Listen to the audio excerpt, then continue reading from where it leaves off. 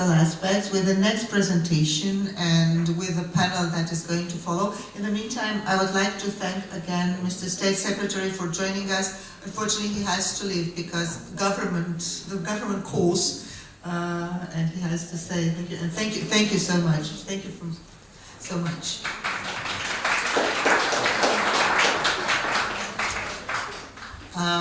And now, speaking of, actually, I was, Babken, if you allow me, I was thinking maybe as an introduction to what you're going to present.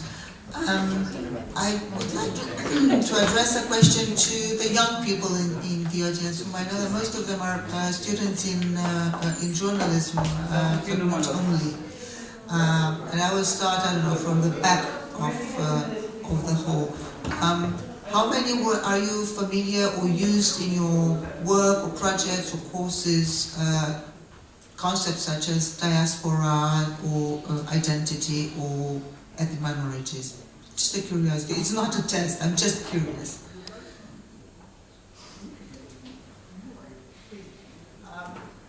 And you do have a microphone which Tudor is holding there, but you don't necessarily have to use it.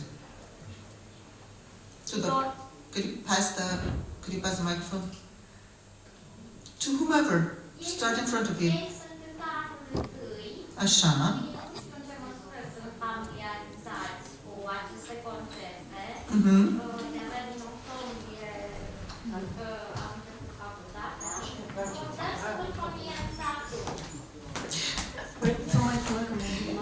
Sunt convinsă de asta, dar eram... Bun, nu numai la școală. E un bun punct de pornire pentru noi toți, pentru discuțiile pe care le vom avea după. Curaj! Obișnuiți-vă cu microfonul, sunteți jurnaliști, you're journalists to be. Come on, guys. Okay, maybe we'll learn a little bit more today. As I said, we're moving to more practical aspects with a lot of visual presentations after Babken's presentation. Now, Dr. Matevosyan, if I'm to introduce you like this, he's a researcher at Yerevan in Armenia, but he also holds a PhD in international relations from the National School of Political Science and Administration, CSIER, as we all know it, in Bucharest. So speaking of identities, last night I was thinking, I was asked, Babken, do you remember your some Romanian? And he replied in a perfect Romanian, înțeleg, dar îmi caut greu cuvintele. So here it goes, mixed identities, and Babken Matevosyan is going to speak about identity diasporas and the role of historical memory. Thank Dr. you very Matevosyan. much. First of all, I would like to congratulate the organizers of this great project. It is a very important job you're doing, actually, and it's an honor for me to be here among you. Considering today's younger audience, I would like to drift a bit away from my prepared presentation to make it more interesting for them. Ever since I was a child, growing up in Armenia in early 90s, I've heard a lot about Armenian diaspora abroad, how they help Armenia, because we had newly established state, we gained independence, we were at war, and there was a devastating earthquake that destroyed the northern part of the republic. So we got a lot of attention from diaspora, and we all valued a lot the role of diaspora in Armenia. And being a curious child, I had a question, quite trivial one: how many Armenians are there?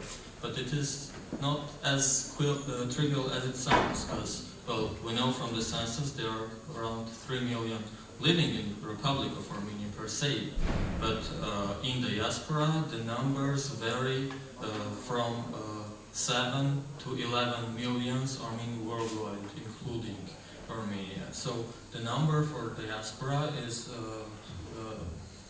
they are according to different sources, they give us different numbers. But how do we know? We can't genetically test every human being on Earth to see if he is Armenian or not. Or even if we do so, should we count half Armenians, or should we count people with one Armenian grandparent? Suppose there is a person living here in Romania who has one Armenian parent, and but he doesn't speak the language, he doesn't attend the community, he doesn't know what the Armenian church in Bucharest is, he doesn't engage, he doesn't read news about Armenia. Should we count him? And the best answer to this problem is self-identification. So the one is Armenian if he considers himself being one. And ideally, if he mentions it during the census, so it is shown in official statistics, which is not always the case. So I gave you this example to illustrate the importance of the identity, diaspora identities that we are discussing today, to the importance of their understanding and researching it. I'm here also to make an assumption. In my opinion, this might be the last generation of the classical diasporas in the Western countries as we know it. To make myself clear, I would like to speak about three more things. First of all, it is the formation of group identities. Secondly, it is how the modern changing society affects the identity, and also the role of historical memory for its maintenance.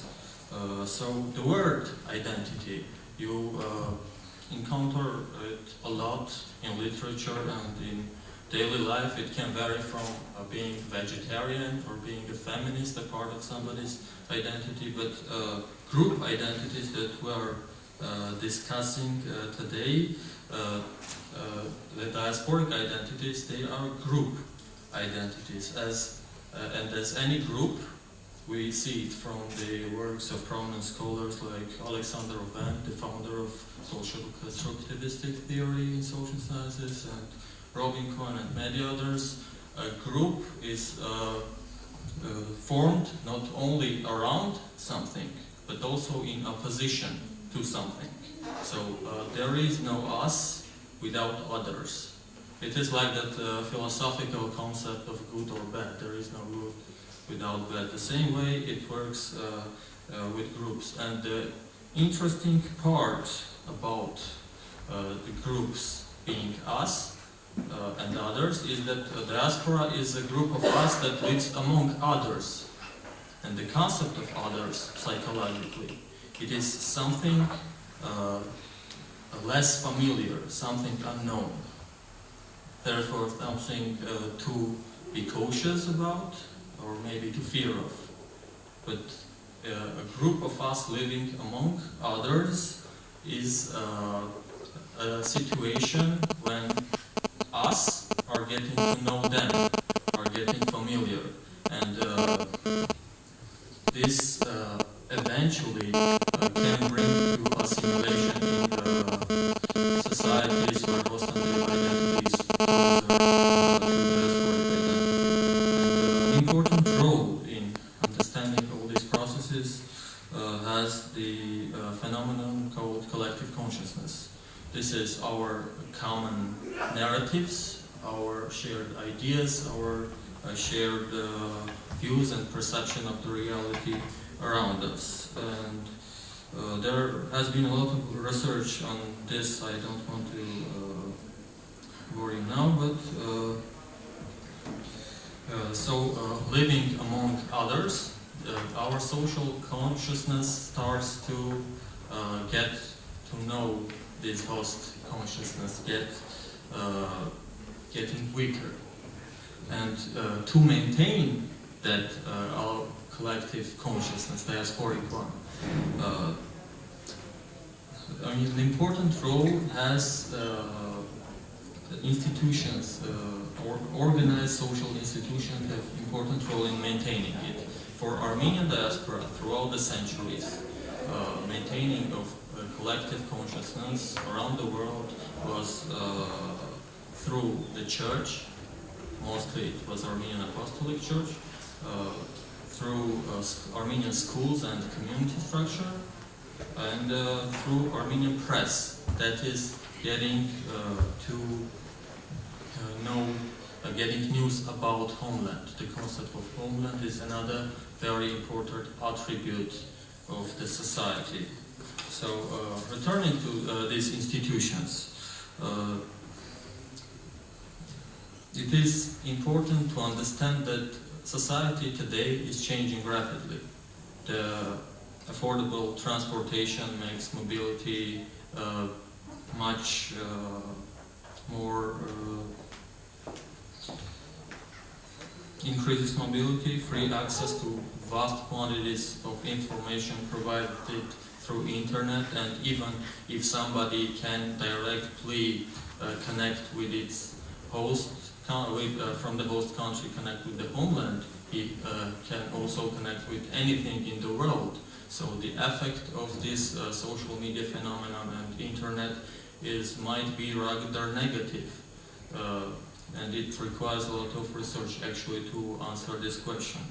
And also Armenian schools in many Western countries, local schools are getting less and less students, and we see it here in Romania, and I was also witnessing that in Bulgaria.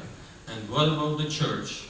We see that for younger generation, the role of organized religion is not as important as it used to be a few decades ago. So my point is that the foundation of these social institutions that are maintaining the collective consciousness is being shaken.